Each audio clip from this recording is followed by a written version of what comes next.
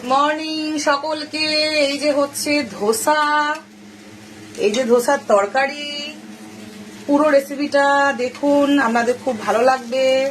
ভালো লাগলে অবশ্যই রেসিপিটা শেয়ার করবেন, কারণ এই রেসিপিটা হচ্ছে খুব ইজি রেসিপি। যারা ধোসা বানাতে পারে না, মানে আমি কোনোদিনও বানাতে পারিনি, ফার্স্ট বানাচ্ছি। আগে একবার হালকা করে বানিয়েছিলাম, কিন্তু তার থেকেও এইটা ভালো হয়েছে, সেকেন্ড টাইম এটা আমার।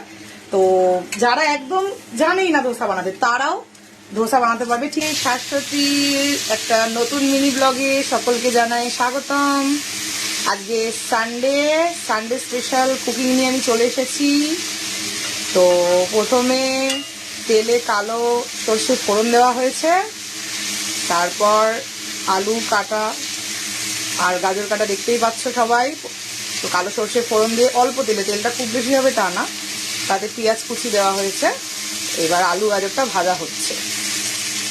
হলুদ দিলাম, নুন দিলাম, জিরে গুঁড়ো, ধনে গুঁড়ো দিয়ে হলুদ নুন দিয়ে প্রথমে একটু নাড়বো, তারপরে জিরে ধনে গুঁড়ো অ্যাড করব এবং দেন টমেটোটা দেব।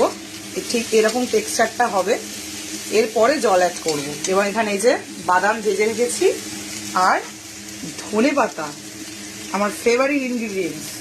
আরও কিছুটা জল ছিল, সেটা ফুটেছে। এবং ওই যে বললাম ম্যাজিক ইনগ্রিডিয়েন্টস দিয়েছি। ধনে পাতা তো দিলাম জাস্ট এক্ষুনি, জলটা ফুটেছে তারপরে আমি দিলাম ধনে পাতা। আর জল জিরা অবশ্যই ম্যাজিক ইনগ্রিডিয়েন্টস, এই যে জল জিরা দিতেই হবে।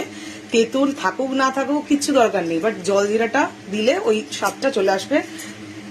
বোঝাই গেছে তরকারিটা দেখে যে আমি ধোসা তৈরি করছি, এবং একদম সিম্পল ওয়েতে ধোসা, যার মধ্যে কোনো তামঝাম নেই। মানে অনেকেই ধোসা করার আগে ভাবে বাবা অনেক ব্যাপার, তো সিম্পল ওয়েতে ধোসা। তো সেভাবে আমি কিন্তু আগে ধোসা করিনি, জাস্ট হালকা একবার করেছিলাম, ধোসা প্লেন হয়নি। বাট আজকে আমি অ্যাকচুয়ালি ফার্স্ট ট্রাই করছি, যা হবে সেই রেজাল্টই দেখাবো। এটা হচ্ছে অমিত আতপ চালের গুঁড়ো কিনে এনেছে মার্কেট থেকে। তো প্লেন ওটা কি খুব পাতলা করে গুলেছি, আগেরবারে মোটা করে গুলেছিলাম বলে কি বলবো আর কি, ওই পাটিসাপটার মতো হয়েছিল, বাট ধোসার স্ট্রাকচারটা হয়নি। তো নুন দিয়েছি, একটু সর্ষের তেল দিয়ে ব্যাটারটা অনেকক্ষণ ধরে ভিজিয়ে রেখেছি। অনেকক্ষণ বলতে ওই 30 মিনিট আর কি। তো এবার আমরা দিয়ে দেবো হচ্ছে এর মধ্যে বাদাম, আর অবশ্যই গ্যাসটা বাড়ানো থাকবে কারণ এই তরকারিটা মাখা মাখা হবে। এবং আচ্ছা, এইবারে নামাবার সময় আমি আদাটা একটু প্রথমেই দিতে হতো, তাও আমি যেহেতু ঠিক আছে আদা রসুনের মতো না, একটু শেষে ঘষে দিলাম। তোমরা একটু আগেই আদা দিয়ে দেবে। আর এই যে লেবু দিয়ে দেবো, এরকম সাইজের একটা লেবু। আর জল জিরা লাস্টে আর এক প্যাকেট দিলাম আমি, তোমরা এটা একবারই শেষে দিও। আর একটু মিষ্টি দিলাম। এইবার এইটা দিয়ে পিষে দেবো, যেরকম আমরা দেখি।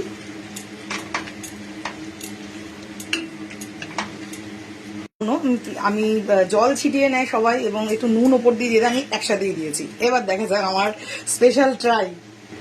অয়েল ব্রাশ করে নিয়েছি।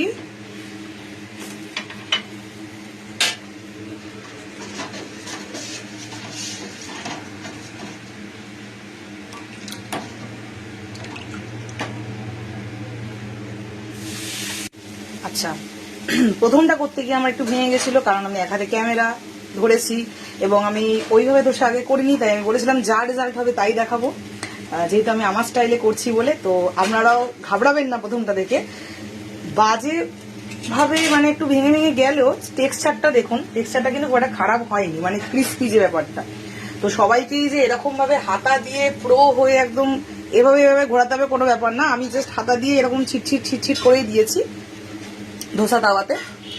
যেরকম হবে সেটাই হচ্ছে, এই যে এই ক্রিস্পিটা দেখিয়ে দিয়ে, যেরকম ক্রিস্পি কিন্তু আমার হয়েছে, যেটা হওয়া উচিত ধোসাতে। প্লেন ওই ডাল বাটা চাল বাটা ওরম ব্যাপার নেই। আমি আতপ চালের গুঁড়ো দিয়ে দেখাবো ভেবেছি, তাই আমাদের দেখাচ্ছি। কারণ সবসময় এরকম ডাল বাটা চাল বাটা দেওয়া সম্ভব হয় না একদমই। এবারে আমি এই পুরটা একটু দেব, একটু সর্ষের তেল ব্রাশ করে নেব। সাইড থেকে ওঠাবার একটু চেষ্টা করে, সিমটা একটু মানে গ্যাসের এটা একটু কমিয়ে রাখবো। এই যে উঠছে কিন্তু, আমি ফাইনালি তুলে এই যে আমি উল্টাতে পেরেছি, আমার একটা অ্যাচিভমেন্ট লাগছে সিরিয়াসলি। এটা আমার থার্ড ধোসা, যেটা হচ্ছে আরো ভালো হয়েছে, আর খেতে কিন্তু অসাধারণ হয়েছে। টেস্টটা হচ্ছে সব থেকে বড় কথা, আপনি কিরকম শেপ দিলেন সেটার থেকেও টেস্ট আমি কি বলবো। এই তরকারিটা আমি যেভাবে দেখালাম প্রত্যেকে বাড়িতে ট্রাই করে দেখবেন, মানে আদাটা যে শেষে দিলাম সেটাও শেষেই দেবেন, প্রত্যেকে ট্রাই করে দেখবেন যে কিরকম মানে হলো। তরকারিটা খেয়ে দেখলে বুঝবেন যে কি অসাধারণ তরকারিটা লাগছে। পুরো ধোসার তরকারি, কোনো তেঁতুল নেই, কিচ্ছু নেই, শুধু কারি পাতাটা এখানে মিসিং, তো আমি ধনে পাতা দিয়ে দিয়েছি।